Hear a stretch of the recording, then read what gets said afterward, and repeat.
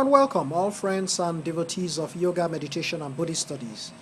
Today is Tuesday, the 27th of October 2015. Tuesday, the 27th of October 2015. I'm just going to proceed reading my Dhammapada Sutras. We are almost concluding a first walking through the book, so to speak. For those who are watching my videos for the first time, I'll advise you that I have several websites attached to these videos in which I've published my Dhammapada Sutras, which I translated well over 10 years ago. But luckily we now have these resources of videos and so on, YouTube, Dailymotion, and several other online resources, which of course, through which I'm now transmitting these works to you and publishing them as well. Folks, I would like to continue my reading. Today we should be on miscellaneous chapter. For those who are wondering what the Dhammapada Sutra is, well, Buddhism is very vast in sense of the works taught by the Buddha. The Buddha was such a mighty genius.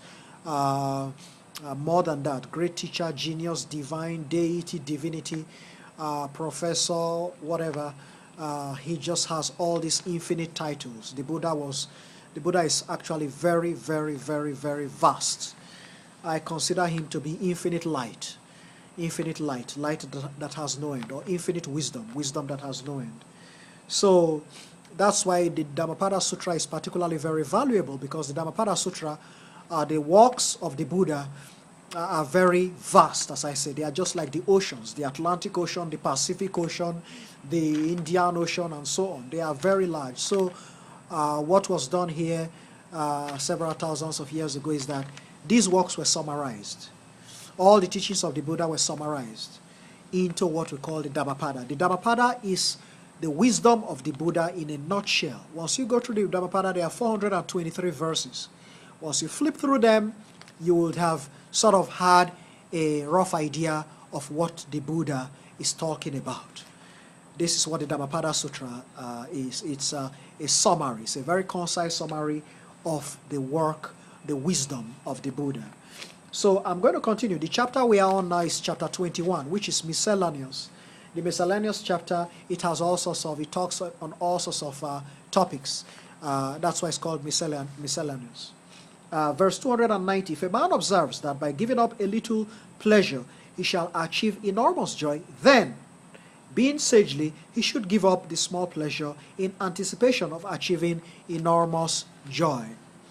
Verse 291, a man who aspires for his personal joy and gladness while causing pain and distress for the people does not achieve liberation from dislike and ill feelings. Entrapped he surely is in labors of dislike and ill feelings. Verse 292, actually verses 292 and 293 are together. That which is their business is abandoned.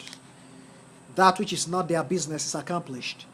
In these shameless and negligent humans, wandering and imaginary thoughts simply continue multiplying. But those who are focused and always mindful of the flesh and all its weaknesses and problems have no business with that which is not their business, ever striving tirelessly in that which is their business. In these mindful and knowledgeable humans, ever alert, wandering and imaginary thoughts only disappear and are no more.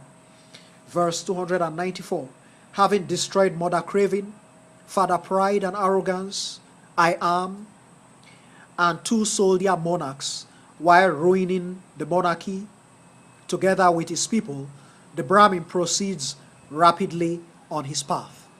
Verse 295, having destroyed mother craving, father pride and arrogance, or I am, and two cleric monarchs, destroying as well a fierce cheetah as his fifth and final sacrifice, the Brahmin proceeds placidly on his path.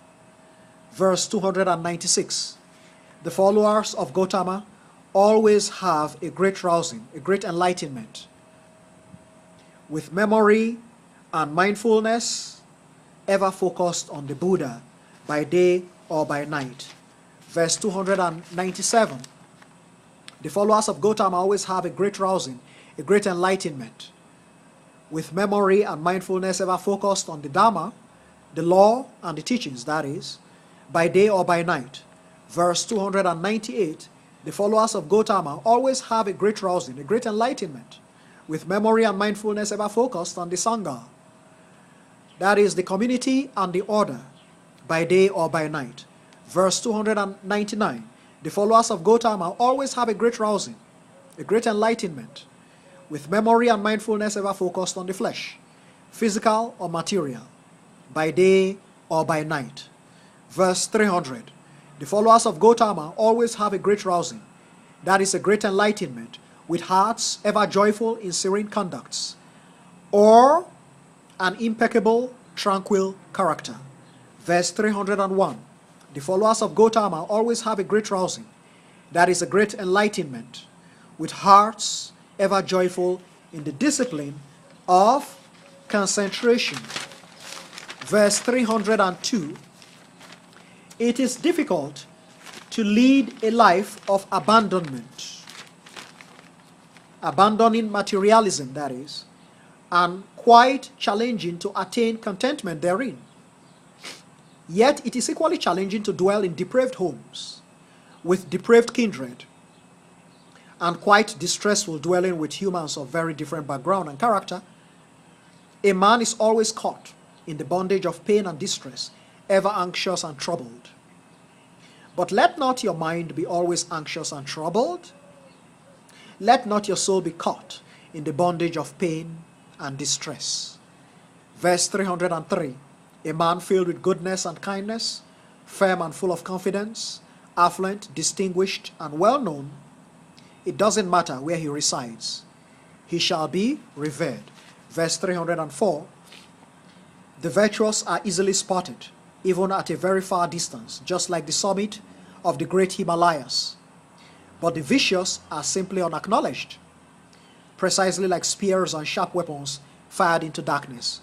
Concluding verse 305, dwelling in solitude, reclining or resting in solitude, journeying in solitude, and determined, solitary, well-trained, and self-controlled, let him find delight in dwelling in the jungle. Folks, these are the teachings of the Buddha in a nutshell, called the Dhammapada Sutras. The Buddha, as I said, is our supreme teacher, or our original teacher. So between us and the Buddha, unlike other religions, there is a teacher-student relationship, not a God and sinner relationship. As you find in other world religions, many other religions have God and sinner relationship. For us, Buddhists, it's a teacher-student relationship, as Grandmaster Chin Kong rightly taught us in his works. If you've read Buddhism as an Education by Grandmaster Chin Kong, you've read Understanding Buddhism by Grandmaster Chin Kong, you've read also The Art of Living, you should have really discovered many of these brilliant findings of Grandmaster Chin Kong. So he teaches us that the relationship, the proper and correct relationship as established by the Buddha between us and himself, is a student-teacher relationship. And also, it is very important to understand these things. We are not sinners, we are students. We are students, and our supreme teacher is the Buddha. And the Buddha is also our doctor, which means that the words of the Buddha are not just words. The words of the Buddha have healing effect. They are very powerful effect. So when you read the words of the Buddha, when you listen to the words of the Buddha, the teachings of the Buddha, it's always best to come with a calm mind. Always let your mind be calm. Let your mind be peaceful. Let your mind be serene. Let your mind be tranquil. Because you know that the words of the Buddha, they're just going to come through your mind like they're just going to come sweeping through your mind like a fountain, a water fountain. It's going to purify your mind. It's going to bring your mind healing. It's going to bring your mind peace. It's going to bring your mind tranquility. It's going to bring your mind serenity. It's going to bring your mind calm. This is the exact objective. So the words of the Buddha are very powerful. They carry all these impacts. So have a pleasant day, folks. Namo Amitofo.